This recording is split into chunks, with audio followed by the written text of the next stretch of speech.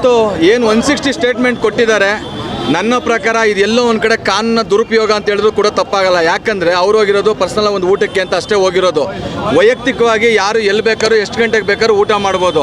ದರ್ಶನ್ ಅಂದ ತಕ್ಷಣ ಪ್ರತಿಯೊಂದು ದರ್ಶನ್ ಅವ್ರ ಜೊತೆಲಿರೋರು ಅಂದ ತಕ್ಷಣ ಅವ್ರನ್ನ ಟಾರ್ಗೆಟ್ ಮಾಡಿ ಈ ಥರ ಪೊಲೀಸ್ ಸ್ಟೇಷನ್ ಕರ್ಸೋದು ಚಿಕ್ಕಪುಟ್ಟದ್ದು. ಯಾವುದೋ ಮನೇಲಿ ಯಾರೋ ಕೆಲಸದವ್ರು ಹೋಗಿ ನಾಯಿ ಕಚ್ಚಿದ್ರೆ ಅದಕ್ಕೆ ದರ್ಶನೇ ಕಾರಣ. ಇಲ್ಲೆಲ್ಲೋ ಒಂದು ಊಟಕ್ಕೆ ಹೋದರೆ ಅದಕ್ಕೆ ದರ್ಶನೇ ಕಾರಣ. ಪ್ರತಿಯೊಂದಕ್ಕೂ ದರ್ಶನ್ ಅವ್ರನ್ನ ಟಾರ್ಗೆಟ್ ಮಾಡಿ ದರ್ಶನ್ ಅವ್ರನ್ನ ಏಳಿಗೆನ ಟಾರ್ಗೆಟ್ ಮಾಡಿ ಈ ಥರ ಇವಾಗ ಎಷ್ಟೋ ಕಡೆ ಎಂಪೈರ್ ಹೋಟ್ಲು ಬೆಂಗಳೂರಲ್ಲಿ ಎಷ್ಟು ಕಡೆ ಹೋಟ್ಲಿದೆ. ಎಂಪೈರ್ ಹೋಟ್ಲಿಗೆ ಊಟ ಮಾಡೋಕ್ಕೆ ಹೋಗೋರ್ಗೆಲ್ಲರಿಗೂ ಪೊಲೀಸ್ನವರು 160 ಸ್ಟೇಟ್ಮೆಂಟ್ ಕೊಟ್ಕೊಂಡು ಕೂತ್ಕೊಂಡ್ರೆ ಎಷ್ಟು ಜನ ಕರಿಬೇಕು ಇವರು? ಯಾಕೆ ಎಂಪೈರ್ ಹೋಟ್ಲನ್ನ ಇಡೀ ಬೆಂಗಳೂರು ತುಂಬ ಬಿಟ್ಟಿದ್ದೀರಾ ಹಂಗಾರೆ? ಯಾಕೆ ಇದನ್ನ ಎಷ್ಟೋ 5 ಸ್ಟಾರ್ ಹೋಟೆಲ್ಗಳಲ್ಲಿ ಇವತ್ತು ಎಷ್ಟೋ ಹೋಟೆಲ್ ನೈಟೆಲ್ಲ ವರ್ಕ್ ಆಗೋದು, ನೈಟೆಲ್ಲ ಹೋಗಿ ಸೆಲೆಬ್ರಿಟೀಸು ಮಾಡ್ತಾರೆ. ಪೊಲಿಟಿಷಿಯನ್ಸ್ಗಳೆಲ್ಲ ಹೋಗಿ ಎಲ್ಲ ತಾಜ್ ವೆಸ್ಟ್ ಎಂಡ್ ಎಲ್ಲ ಹೋಟೆಲಲ್ಲೂ ಹೋಗಿ ಊಟ ಮಾಡ್ತಾರೆ. ರಾತ್ರಿ 3 ಗಂಟೆ 4 ಗಂಟೆವರೆಗೂ ಪಾರ್ಟಿ ಮಾಡ್ತಾರೆ. ಯಾರ್ಯಾರ ಜೊತೆಲಿ ಪಾರ್ಟಿ ಮಾಡ್ತಾರೆ ಅಂತ ಪೊಲೀಸ್ನವ್ರು ಎಲ್ಲರಿಗೂ ನೋಟಿಸ್ ಕೊಡ್ತಂಗೆ ಕೂತ್ಕೊಂತಾರ. CM ಕೂಡ ಮಾಡ್ತಾರೆ, 3 ಗಂಟೆ 4 ಗಂಟೆವರೆಗೂ ಕೂಡ ಪಾರ್ಟಿ ಮಾಡ್ತಾರೆ. ಹಂಗನ್ಬಿಟ್ಟು ಕೊಡೋಕ್ಕೆ ಹೋಗುತ್ತಾ? ದರ್ಶನ್ ಅಂದ ತಕ್ಷಣ ಅವ್ರನ್ನ ಟಾರ್ಗೆಟ್ ಮಾಡಿ ಅವ್ರನ್ನ ಏಳಿಗೆ ಸಹಿಸೋಕ್ಕಾಗದೆ ರಾತ್ರಿ ಊಟ ಮಾಡೋಕ್ಕೆ ಹೋಗಿದ್ರು ಅಂತ. ಅದು ಪರ್ಸ್ನಲಾಗಿ ಯಾರು ಎಷ್ಟು ಗಂಟೆವರೆಗೂ ಬೇಕಾದ್ರೂ ಊಟ ಮಾಡ್ಬೋದು, ಯಾರು ಎಷ್ಟು ಗಂಟೆ ಬೇಕಾದ್ರೂ ಪಾರ್ಟಿ ಕೂಡ ಮಾಡ್ಬೋದು. ಅದು ಅವರ ಹಕ್ಕು. ಟಾರ್ಗೆಟ್ ಯಾರು ಪೊಲೀಸ್ ಕಂಪ್ಲೇಂಟ್ ಕೊಟ್ಟಿದ್ದಾರೆ ಅದನ್ನು ಪೊಲೀಸ್ನವ್ರು ವಿಚಾರಣೆ ಮಾಡಬೇಕು. ಇವತ್ತು 160 ಸ್ಟೇಟ್ಮೆಂಟ್ ಕೊಟ್ಟರು ಪೊಲೀಸ್ನವ್ರು. ಇದು ಕಾನೂನು ಪ್ರಕಾರ ಒಬ್ರು ಕೇಳಪ್ಪ, ಒಬ್ರು ಯಾರಾದ್ರೂ ಒಬ್ರೊಬ್ರು ಕೇಳಿ. ಹೌದೌದು, ಅಲ್ಲಲ್ಲ ಒಂದು ನಿಮಿಷ. ಸುವಾಮೋಟ ಪೊಲೀಸ್ನವ್ರಿಗೆ ಇಷ್ಟೊಂದೆಲ್ಲ ಪೊಲೀಸ್ನವ್ರಿಗೆ ಈ ಮುಖಾಂತರ ಕೇಳ್ಕೊಳ್ತೀವಿ, ನೀವು ಯಾರು ಕೈಗೊಂಬೆಗಳಾಗಬಾರ್ದು. ಯಾಕಂದರೆ ಸುವಾಮೋಟ ಕೇಸನ್ನು ಲಾಂಚ್ ಮಾಡಿದ್ದೀರಲ್ಲ ನೀವು. ಯಾಕೆ ಎಂಪೈರ್ ಹೋಟ್ಲುಗಳನ್ನ ರಾತ್ರಿ 3 ಗಂಟೆವರೆಗೂ ಓಪನ್ ಇರುತ್ತೆ? ಯಾಕೆ ನಿಮಗೆ ಸುವಾಮೋಟ ಕೇಸು ರಿಜಿಸ್ಟರ್ ಮಾಡೋಷ್ಟು ಧೈರ್ಯ ನಿಮ್ಗಿಲ್ವಾ?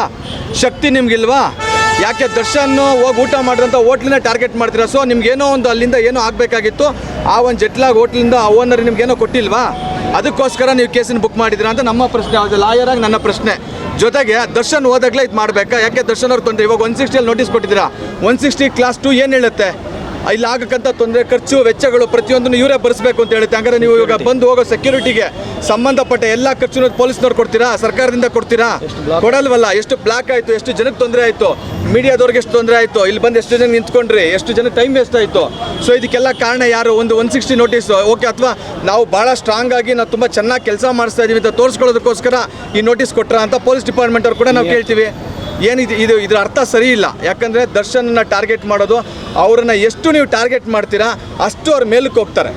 ಎಷ್ಟು ಅವ್ರನ್ನ ನೀವು ಪಾಯಿಂಟ್ ಔಟ್ ಮಾಡಿ ಅವ್ರಿಗೆ ತೊಂದರೆ ಕೊಡೋಕೆ ಹೋಗ್ತೀರಾ, ಅವರ ಅಭಿಮಾನಿಗಳ ದೃಷ್ಟಿಯಲ್ಲಿ ಇರ್ಬೋದು, ಜನಗಳ ದೃಷ್ಟಿಯಲ್ಲಿ ಅವ್ರು ಇನ್ನೂ ಮೇಲಕ್ಕೆ ಹೋಗ್ತಾರೆ ಅಂತ ಈ ಮುಖಾಂತರ ಹೇಳ್ತೀನಿ. ಮತ್ತು ಈಗೇನು ನೋಟಿಸ್ ಕೊಟ್ಟಿದ್ದೀರಾ ಇದು ಕಂಪ್ಲೀಟ್ಲಿ ಕಾನೂನಿಗೆ ವಿರುದ್ಧವಾಗಿ ಕೊಟ್ಟಂತ ಕೂಡ ನೋಟಿಸು ಅಂತ ಕೂಡ ಹೇಳ್ತೀನಿ. ಯಾಕಂದರೆ ಅಲ್ಲಿ ಯಾವುದೇ ಇಲ್ಲಿಗಲ್ ಆಕ್ಟಿವಿಟೀಸ್ ನಡೀತಾ ಇರಲಿಲ್ಲ. ಸೊ ಹಾಗಾಗಿ ಇದು ಇಟ್ಸ್ ಇಲ್ಲಿಗಲ್. ಅವ್ರು ನೋಟಿಸ್ ಕೊಟ್ಟಿರೋದು ಇಲ್ಲಿ. ಈಗ ಪೊಲೀಸ್ನವ್ರನ್ನ ಉಪಯೋಗಿಸ್ಕೊಂಡು ಇವ್ರಿಗೆ ಯಾರ್ಯಾರು ಕಂಡ್ರೆ ಆಗೋದಿಲ್ಲ ಅವ್ರನ್ನ ಟಾರ್ಗೆಟ್ ಮಾಡಿದ್ದಾರೆ. ಪೊಲೀಸ್ನವರು ಅವ್ರ ಕೈಗೊಂಬೆ ಆಗಿದ್ದಾರೆ ಅಂತ ಈ ಮುಖಾಂತರ ಹೇಳ್ತೀನಿ. ಊಟಕ್ಕೆ ಹೋಗಿದ್ದಾರೆ ತಪ್ಪ? ಊಟಕ್ಕೆ ಹೋಗಿರೋ ತಪ್ಪು ಅಲ್ವೇ ಅಲ್ಲ. ಅವರು ಅಕಸ್ಮಾತ್ ಅಲ್ಲಿ ಹೋಗಿ ಡ್ರಿಂಕ್ಸ್ ಮಾಡಿದ್ರು ತಪ್ಪಲ್ಲ. ಪ್ರತಿಯೊಬ್ಬರಿಗೂ ಇದು ನೀವು ಮಾಡ್ಬೋದು, ನಾನು ಮಾಡ್ಬೋದು. 1 ಗಂಟೆ 1 ನಿಮಿಷ ಅದು ಒಬ್ರೊಬ್ರು ಅಲ್ಲಿನ ಕಸ್ಟಮರ್ ಆಗಿ ಹೋಗಿರೋದಲ್ಲ. ಅವರು ಫ್ರೆಂಡ್ ಇದ್ದಾರೆ, ಇಲ್ಲಿ ಶೋ ಮುಗಿಸ್ಕೊಂಡಿದ್ದಾರೆ, ಒಂದು ಊಟಕ್ಕೆ ಅಂತ ಹೋಗಿರೋದು. ಅವರು ಇನ್ವೈಟ್ ಮಾಡಿದ್ದಾರೆ, ಪರ್ಸನಲ್ ಇನ್ವೈಟಲ್ಲಿ ಹೋಗಿರ್ತಕ್ಕಂಥದ್ದು. ರಾತ್ರಿ 3 ಗಂಟೆ ಅಲ್ಲ, ರಾತ್ರಿ ಇಡೀ ಊಟ ಮಾಡ್ಕೊಂಡು ಕೂತ್ಕೊಂಡು ಇಟ್ಸ್ ಪರ್ಸನಲ್ ಪ್ಲೇಸ್. ಅದು ಮನೆ ಅಲ್ಲ. ಮನೆ ಒಂದು ನಿಮಿಷ ಪಬ್ಗೆ ಹೋದಾಗ ಎಲ್ಲರೂ ಕ್ವಶನ್ ಮಾಡ್ತಾರೆ ಅನ್ನೋದಾದ್ರೆ, ಪಬ್ಬಲ್ಲಿ ಯಾರಾದರೂ ಪ್ರೈವೇಟ್ ಪರ್ಸನ್ಸ್ಗಳನ್ನ ಕರೆದು ಅವ್ರೇನಾದರೂ ಅಲ್ಲಿ ವ್ಯವಹಾರ ಮಾಡಿದರೆ ಅಷ್ಟೇ ಅದು ತಪ್ಪು, ಆಯಿತಾ? ಆದರೆ ಅಲ್ಲಿ ಯಾವುದೂ ಕೂಡ ಆ ಥರದ್ದು ನಡೆದಿಲ್ಲ. ಅವರು ಕಂಪ್ಲೀಟ್ಲಿ ಕಸ್ಟಮರ್ಸ್ನ ಸ್ಟಾಪ್ ಮಾಡಿ ಓನ್ಲಿ ಇವ್ರನ್ನ ಪರ್ಸ್ನಲಾಗಿ ಅವ್ರ ಪರ್ಸ್ನಲ್ ವೈಯಕ್ತಿಕವಾಗಿ ಅವರು ಇಂಡಸ್ಟ್ರಿಯವ್ರು ಆಗಿರೋದ್ರಿಂದ ಮಾಡಿರ್ತಕ್ಕಂಥ. ಹೌದು, ಇಟ್ಸ್ ಇಲ್ಲಿಗಲ್. ಅವರು ಕಸ್ಟಮರ್ಸ್ನ ಕರೆಸಿ ದುಡ್ಡಿಗೋಸ್ಕರ ಇವ್ರು ಹೋಗಿ ಅಲ್ಲಿ ಊಟ ಮಾಡ್ಕೊಂಡು ಬಂದಿದೆ, ದಟ್ ಇಸ್ ತಪ್ಪು. ಇವ್ರು ಹೋಗಿರೋದು ವೈಯಕ್ತಿಕವಾಗಿ ಕರೆದಿದ್ದಾರೆ, ಊಟಕ್ಕೆ ಹೋಗಿದ್ದಾರೆ, ಬಂದಿದ್ದಾರೆ. ಅದಕ್ಕೂ ದರ್ಶನ್ಗೂ ಏನು ಸಂಬಂಧ?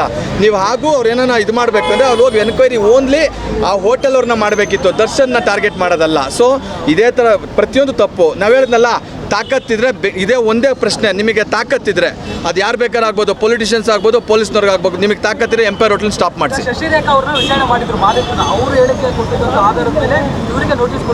ಇವರೇನ ಬೈ ಫೋರ್ಸಬಲ್ ಯಾರನ್ನ ನಾನು ಹೋಗ್ತೀನಿ, ನನಗೆ ನಿಮ್ಮ ಹೋಟ್ಲಲ್ಲೇ ಊಟ ಮಾಡಬೇಕು ಅಂತ ಅವ್ರೇನ ಹೇಳಿದ್ರಾ? ಏನಿಲ್ವಲ್ಲ. ಊಟಕ್ಕೆ ಹೋಗಿದ್ದಾರೆ, ಕರೆದಿದ್ದಾರೆ, ಊಟಕ್ಕೆ ಹೋಗಿದ್ದಾರೆ ಅಷ್ಟೇ. ನೀವು ಕರೆದ್ರು ಅವ್ರು ನಿಮ್ಮ ಮನೆಗೆ ಊಟಕ್ಕೆ ಬರ್ತಾರೆ, ನಾವು ಕರೆದ್ರು ಊಟಕ್ಕೆ ಬರ್ತಾರೆ. ಊಟಕ್ಕೆ ಬಂದರು ಅಂತಲೇ ಅವ್ರಿಗೆ ಈ ಥರ ಅನ್ಯಾಯವಾಗಿ ಇಲ್ಲಿ ಕರೆಸಿ ಅವ್ರನ್ನ ಕಳಂಕ ತರಕ್ಕೆ ಪ್ಲ್ಯಾನ್ ಮಾಡೋದು ಇಟ್ಸ್ ಕಂಪ್ಲೀಟ್ಲಿ ತಪ್ಪು. Thank you. ನಾರಾಯಣ ಸ್ವಾಮಿ ಅಂತ, ಬೆಂಗಳೂರು ಅಡ್ವೊಕೇಟ್ ಅಸೋಸಿಯೇಷನ್ ಆಫೀಸ್. ಹೆಚ್ಚಿನ ವಿಡಿಯೋಗಳಿಗೆ ಪ್ರತಿಧ್ವನಿ ಯೂಟ್ಯೂಬ್ ಚಾನೆಲ್ ಸಬ್ಸ್ಕ್ರೈಬ್ ಮಾಡಿ, ಬೆಲ್ ಐಕಾನ್ ಕ್ಲಿಕ್ ಮಾಡಿ.